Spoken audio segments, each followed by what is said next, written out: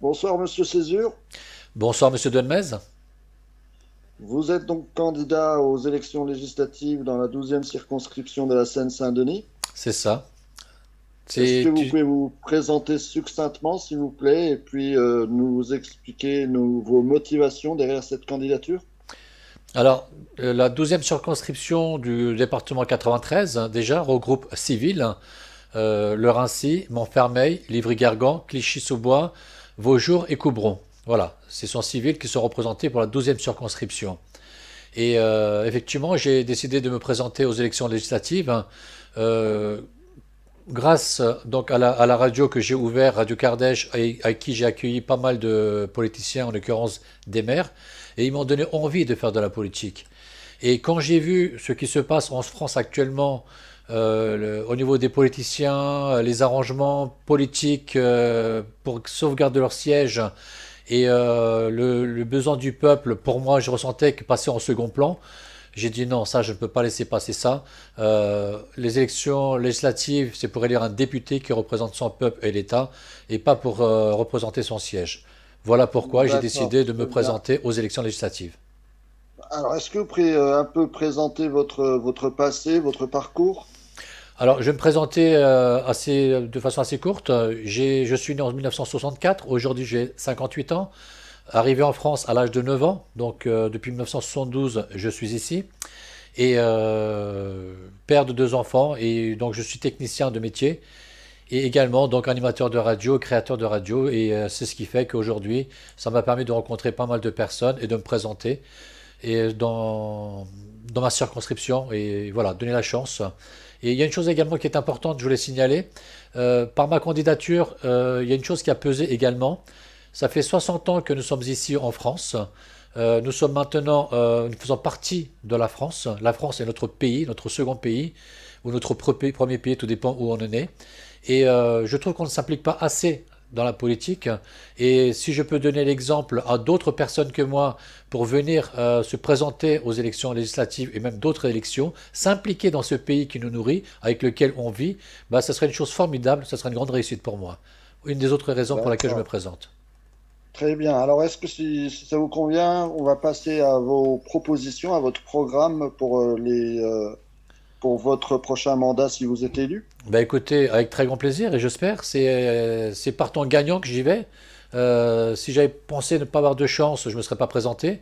Je pense que la circonscription où je me trouve, après avoir bien réfléchi, j'ai toutes mes chances, donc pourquoi pas. Donc on peut développer mes idées avec grand plaisir.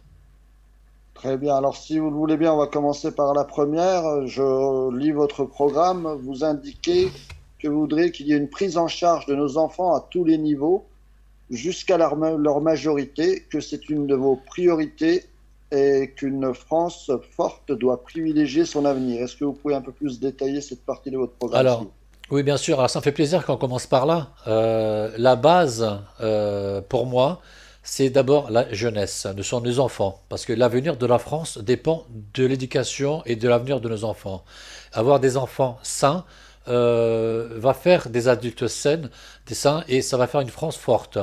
Donc c'est pourquoi je trouve qu'en France, on est trop content de dire que on a la meilleure sécurité sociale du monde, mais quand on regarde de plus près, on s'aperçoit que bah, de plus en plus, bah, la sécurité sociale rembourse de moins en moins, je dirais même, qui fait que les médicaments, beaucoup de médicaments ne sont pas remboursés, ou on doit payer une petite part dessus. Les médecins, bah, il faut rajouter. Je ne parle même pas des spécialistes qui coûtent de plus en plus cher, et encore moins quand vous allez à l'hôpital vous faire opérer, les surcoûts sont très très importantes. Alors pour des familles qui n'ont pas forcément toujours les moyens, ben on se retrouve avec des enfants qui sont mal soignés. Des enfants mal soignés, il fait qu'en fin de compte, quand ils arrivent à l'âge adulte, ben, ils ont des carences soit auditives, soit visuelles, parce qu'ils n'arrivent pas à avoir des lunettes, ou parce que leur santé n'était pas bonne et on n'a pas pu les soigner. Donc je propose la gratuité totale de tout ce qui concerne la santé pour tous les enfants jusqu'à l'âge adulte. Donc de 0 à 18 ans, les enfants seront pris à 100% par la sécurité sociale. Je trouve que c'est primordial pour la France d'avoir des enfants en bonne santé pour qu'ils commencent la vie adulte en bonne santé. D'accord. Alors, dans le même contexte, vous parlez de donner plus de pouvoir et moyens aux enseignants. À Oui. quoi vous pensez plus précisément? Alors, vous avez dû certainement suivre les actualités. euh, on voit ça tous les jours. Et déjà à mon époque, ça avait commencé petit à petit, où les enseignants qui enseignent à nos enfants à devenir plus cultivés ont de moins en moins de pouvoir et la société fait que les enfants sont de plus en plus perturbés et perturbants dans les classes. Et aujourd'hui, on peut rencontrer beaucoup d'enseignants qui arrêtent d'enseigner. Il n'y a plus assez d'enseignants en France parce qu'ils ne sont plus respectés dans leur travail. Ils sont complètement dévalorisés dans leur travail. Et il suffit que des enfants viennent perturber la classe, ben les enfants, enfin pardon, les enseignants, ben, n'ont pas grand-chose à dire. Et s'ils viennent dire quelque chose pour sanctionner un élève parce qu'il était trop turbulent, ben on se retrouve toujours avec des parents qui viennent sermenter l'enseignant.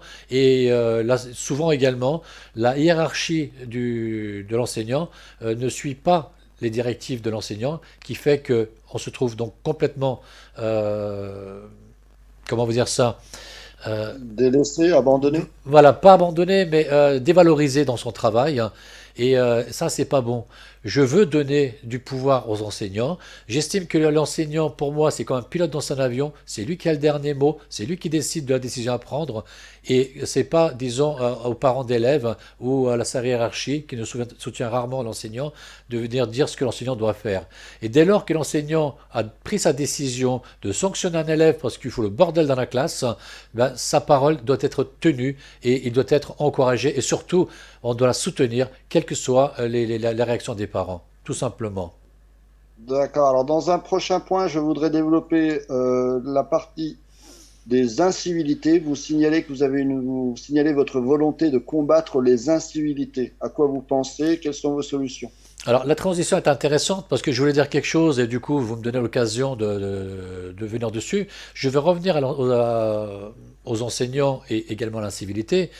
Quand on voit un enseignant qui donne une punition à un élève et que les parents viennent s'en prendre physiquement ou verbalement à l'enseignant, ça s'appelle vraiment de l'incivilité par rapport à l'enseignant. Et je souhaiterais que tous les parents qui viennent s'en prendre aux enseignants, quelle que soit leur raison, leur motif ou quoi que ce soit, on ne doit pas s'en prendre aux enseignants et j'aimerais qu'ils soient condamnés lourdement. Donc arrivons maintenant à l'incivilité. L'incivilité, elle nous pourrit la vie tous les jours, que ce soit dans nos quartiers ou ailleurs, l'incivilité vraiment nous pourrit la vie. C'est quoi l'incivilité? C'est par exemple, vous êtes en train de rouler, tout à coup une voiture qui s'arrête devant vous parce que la personne qui est dedans a rencontré un ami ou une amie et s'arrête en plein milieu de la rue et commence à discuter avec la personne qui est sur le trottoir. Je ne sais pas, il y a le téléphone, on peut l'appeler. Mais bloquer une route parce qu'on a rencontré quelqu'un sans penser ce qui se passe derrière, occasionner des gènes, je trouve que c'est inadmissible. Et également, dans les endroits où on met trop de musique et on bouche les passages des entrées des bâtiments ou quoi que ce soit, ben, tout ça, c'est de l'incivilité qui me gêne profondément. C'est pas grand-chose, c'est juste rappeler à toute personne que cette incivilité-là doit cesser, on doit se respecter. Le moment où on se respecte, l'incivilité diminue. D'accord, très bien. Et dans un prochain point, vous développez l'idée de lutter contre le sentiment d'insécurité. À quoi vous pensez? Alors, l'insécurité, et pour moi, oui, alors, je pense que pour lutter contre l'insécurité, il faut en priorité lutter contre le sentiment d'insécurité. Le sentiment d'insécurité, elle est un petit peu partout. Le soir, maintenant, en France, dans beaucoup d'endroits, les personnes d'un certain âge, les femmes ou même les hommes, n'osent pas sortir dehors parce qu'ils ont peur de se faire agresser, n'osent pas être dans certains quartiers, dans certains endroits comme les gares à haute fréquentation, tout ça, parce qu'il y a ce sentiment d'insécurité. Dans notre circonscription, est-ce qu'on peut dire qu'il y a l'insécurité? Oui, on peut le dire, mais il n'y en a pas tant que ça. Mais le sentiment d'insécurité est très élevé, qui fait que ça gêne beaucoup. Et je souhaite d'abord lutter contre ce sentiment d'insécurité. Pour vous donner un exemple tout bête, j'ai croisé une dame d'un certain âge avec qui on était sortis, disons, on avait fait avec une association. Et donc je l'ai croisée au bord de route en pensant qu'elle allait rentrer chez elle tranquillement. Et de la gare à sa voiture, il y avait à peu près 100 mètres. Et pourtant, il n'y avait aucun danger à l'endroit où elle était. Mais elle avait une peur bleue. Elle avait pris son sac à main sur elle comme ça. Elle marchait très très vite. Et elle avait peur qu'il arrive quelque chose.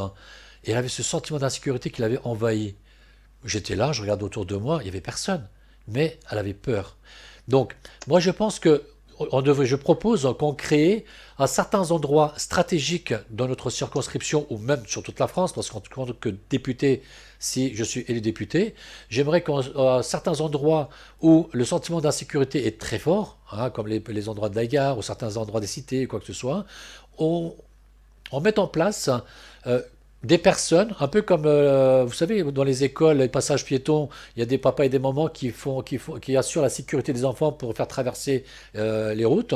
Pareil, hein, c'est pas forcément des forces de l'ordre, ça peut être des personnes qui sont employées, qui sont clairement identifiées comme étant des personnes qui sont là pour le bien-être de la population, et ils seront là à surveiller ce qui se passe. Et cette dame-là, je reste convaincu que si elle avait vu cette personne-là qui était présente à cet endroit-là, bah, elle aurait dit, tiens, bah, s'il m'arrive quoi que ce soit, il y a quelqu'un qui est là qui peut m'aider. C'est son travail.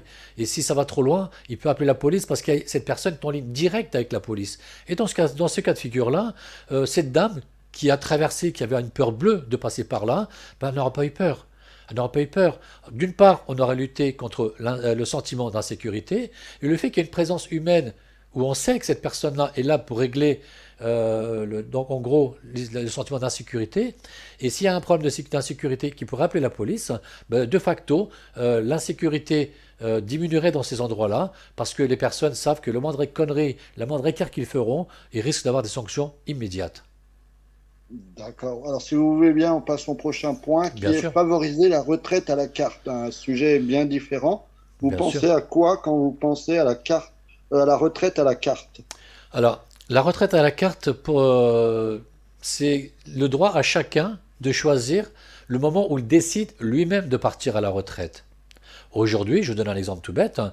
Vous avez travaillé, alors pour rappeler aux personnes qui nous écoutent, hein, la retraite aujourd'hui en France, c'est 62 ans, 167 trimestres de cotisation. On est bien d'accord. Bon, si j'ai fait mes 167 trimestres de cotisation et que je n'ai pas 62 ans, aujourd'hui, je ne peux pas partir à la retraite. Je dois aller jusqu'au bout des 62 ans. Je trouve que c'est pas normal. Mais ce que je propose comme retraite à la carte, c'est très simple. On va garder ce qui existait déjà. Ça veut dire que vous avez 62 ans, vous avez fait vos 167 ans 167 trimestres de cotisation, vous partez à la retraite. Il n'y a aucun problème. La santé vous permet de continuer de travailler parce que vous êtes en pleine forme et vous souhaitez travailler. On garde le système actuel, on peut travailler plus longtemps avec une surprime à la fin. C'est une bonne chose. Maintenant, on arrive au système où vous arrivez à 62 ans et vous n'avez pas vos 167 trimestres de cotisation. Aujourd'hui, vous pouvez partir avec une décote. Ça aussi, on le garde. Ce qu'il y a de nouveau dans mon système, c'est de pouvoir partir à la retraite à 60 ans. Le cas de figure est simple. Vous avez à 60 ans fait valider vos 167 trimestres, et dans ce cas de figure-là, vous ne travaillez pas plus pour être à la retraite, vous avez fait vos cotisations, vos trimestres, donc vous pouvez partir à la retraite à 60 ans sans aucun problème, à taux plein. Si vous n'avez pas fait vos 167 trimestres et que vous souhaitez malgré tout partir à la retraite à 60 ans, avec une décote, bien entendu, vous pourrez partir à la retraite. Pourquoi c'est important pour moi ce point-là?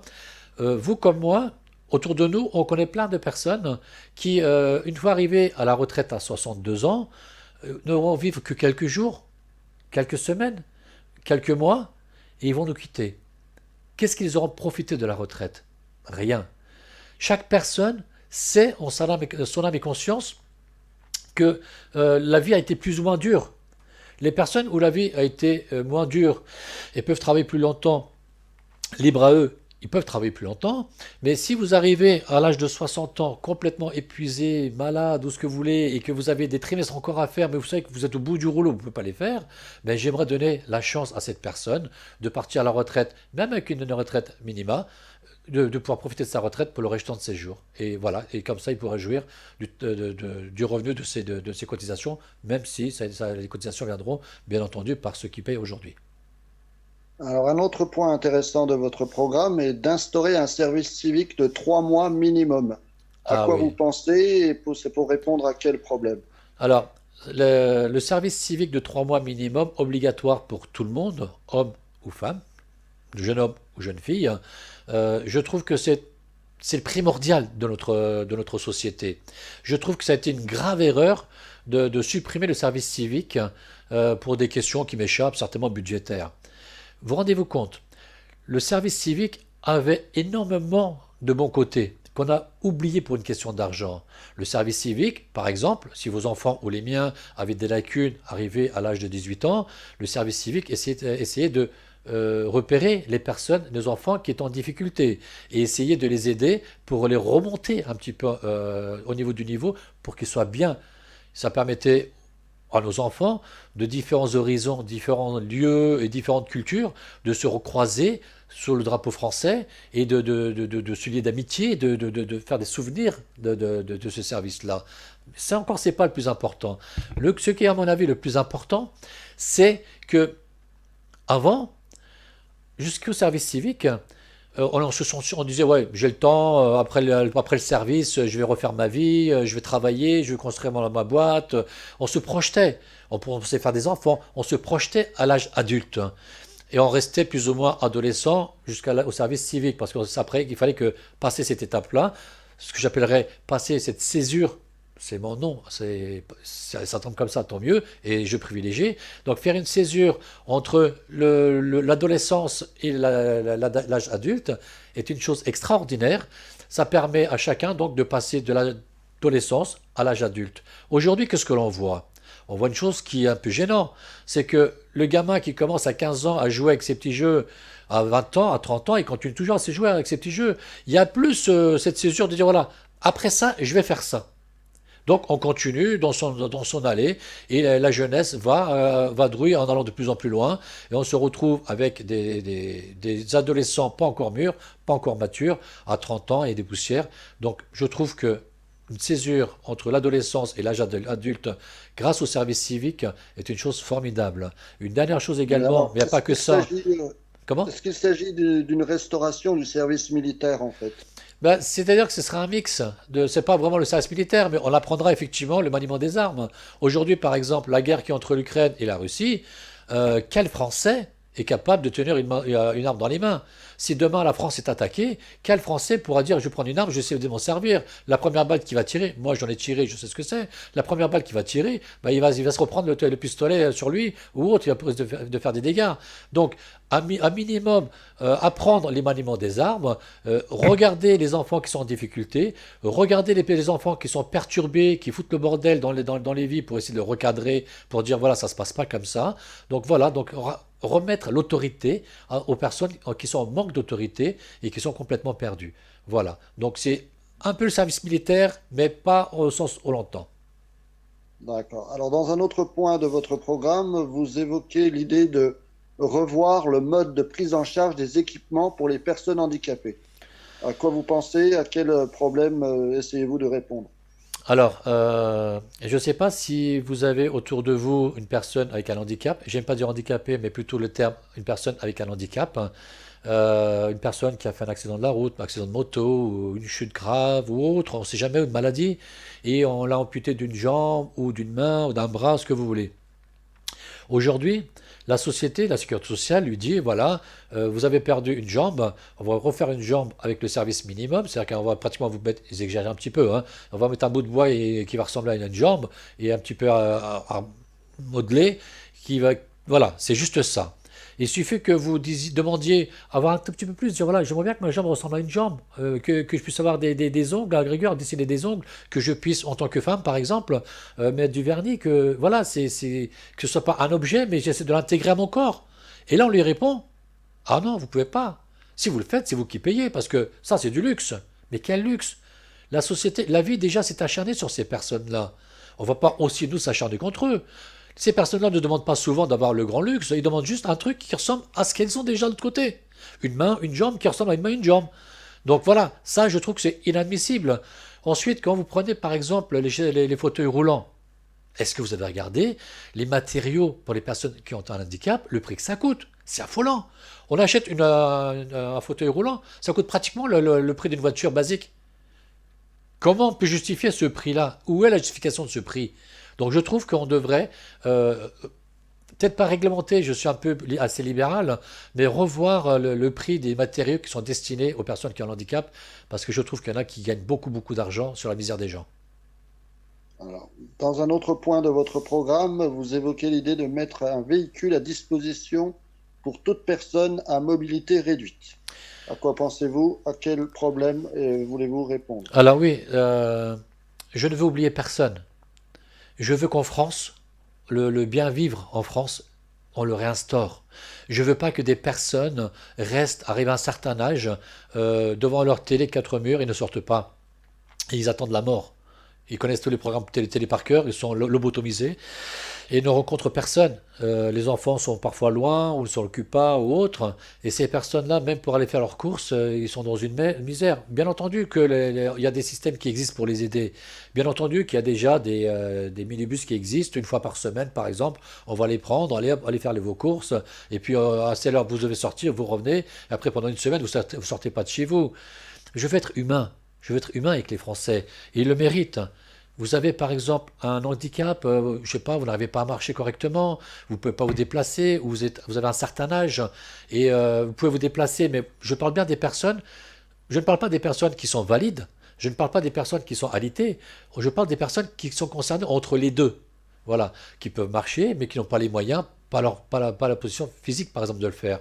Donc, je propose de mettre un service où il suffit d'un simple appel téléphonique, la mairie, j'insiste bien sur le fait que ce soit la mairie, vous envoie un chauffeur qui vient chez vous et qui vient vous déposer soit dans un magasin à l'heure de votre choix pour faire les courses, soit allez vous laisser au parc, parce qu'autour de nous il y a beaucoup de parcs, il y a beaucoup de forêts, mais les personnes sont enfermées chez eux, ils n'arrivent pas à les voir.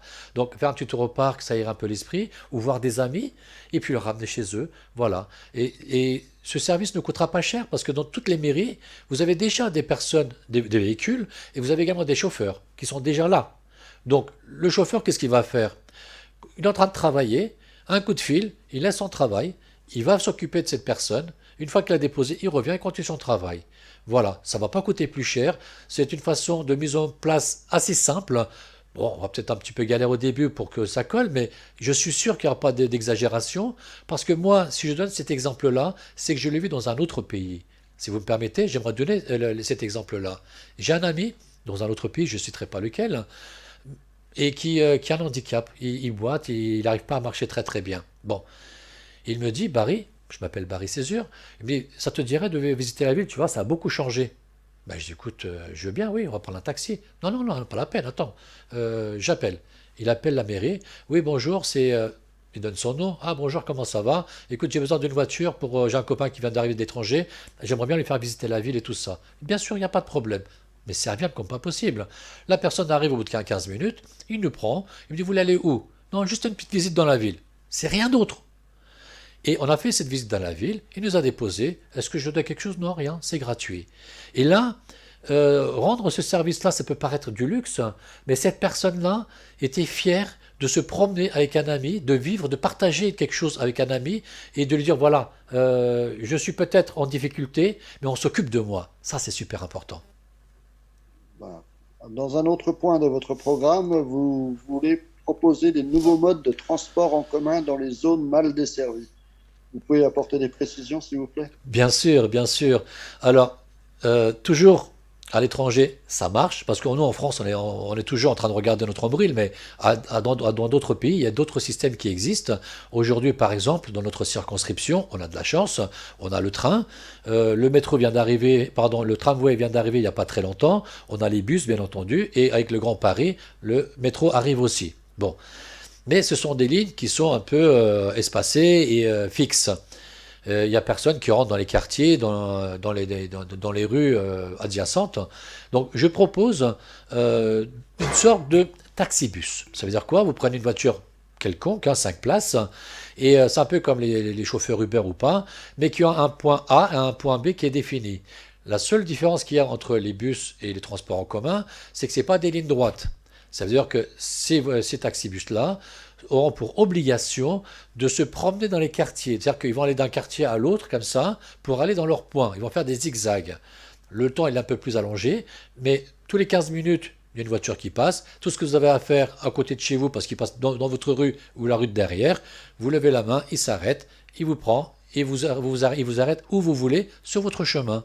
Et ça sera un prix fixe. Ça veut dire que vous prenez pour 3 minutes de trajet ou d'un bout à l'autre du trajet, on va dire par exemple ça va coûter 3 euros. Pourquoi 3 euros? Quand vous prenez un taxi d'un point A à un point B le plus éloigné chez nous, c'est aux alentours de 15 euros à peu près. Si le 12-15 euros.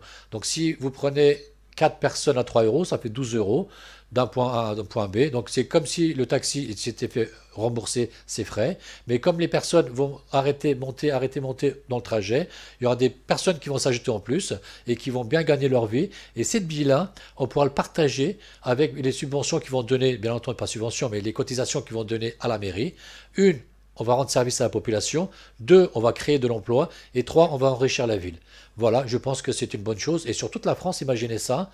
Bah, imaginez le nombre d'emplois qu'on va créer. Énorme. Donc, pour résumer, vous essayez de compléter les insuffisances du système de transport en commun par des transports privés. C'est correct? Exactement, exactement. Alors, il y aura des appels d'offres, hein, comme tout commerce. Donc, les maires, les circonscriptions dans lesquelles on se trouve, on lancera des appels d'offres. On dira, voilà, qui se présente à quel prix, combien vous mettez sur la table pour prendre le marché. Celui le plus offrant viendra prendre le marché, bien entendu. Et tous les ans ou tous les 2 ans, on renouvellera cet appel d'offres qui fait qu'on fera marcher la démocratie, également comment dire ça, euh, la vie dans les quartiers. Et je pense que tout le monde serait gagnant dans cette histoire-là. Et effectivement, j'insiste pour le fait que ce soit privé, parce que souvent le privé, on arrive à se proposer un service de meilleure qualité que parfois dans le public. Dans un dernier point, vous envisagez de rendre anonymes les sondages sur les intentions de vote jusqu'à un mois avant les élections. Est-ce que vous pouvez donner des précisions, s'il vous plaît? Oui, oui, oui, oui. Regardez, je vais vous donner un exemple tout simple. Nous arrivons dans les élections présidentielles, qui sont passées il y a à peine quelques mois. Dès lors que l'on présente un candidat, quel que soit le candidat, avec 1%, 2% d'intention de vote, cette personne est foutue d'avance. Parce que personne ne va voter pour lui, parce que les sondages ont dit qu'il avait 1 ou 2%. Pourtant, moi, je considère les sondages comme l'horoscope. Personne n'y croit, mais tout le monde regarde, et ça influence notre vie. En l'occurrence, ça influence la vie des personnes qui se présentent. On ne donne pas la chance à des personnes indépendantes, comme moi par exemple, de dire il a peut-être ses chances, le gars. Il faut qu'il y aille. Et dès le départ, on lui met des boulets dans les jambes et on dit vas-y, me cours avec ça. Quand une personne, on lui dit vous avez 30% de chances de gagner et l'autre, il a été estimé à 2-3%, c'est clair. J'ai jamais vu la balance se renverser. Quand on annonce un mois à l'avance ce qui va se passer, un mois après, plus ou moins, c'est ce qui se passe. Donc, je souhaite que tous les sondages ne soient pas interdites, mais ne pas diffuser sur les antennes de télé, de la radio ou de la presse écrite. Ça n'empêche pas que chaque parti politique pourra faire ses sondages et le publier sur leur propre site. Et je serais curieux de savoir si les sondages d'un parti à l'autre sont les mêmes. Bon, bah, je vous remercie d'avoir répondu à nos questions, Monsieur Barry Césure. Euh, je pense qu'on peut couper à partir de là. Très bien. C'est très bien. Bah là, ça a été dynamique.